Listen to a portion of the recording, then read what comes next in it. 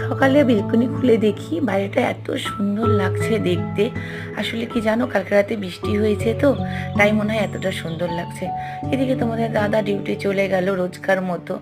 আজকে গাড়ি নিল না, কারণ বৃষ্টি হয়েছে তো, তাই ছাতা নিয়েই গেল। আর তারপর আমি সকালে কাজটা সেরে স্নান সেরে নিলাম। স্নান করেই আমি রান্নাঘরে ঢুকে গেলাম ব্রেকফাস্ট বানাতে।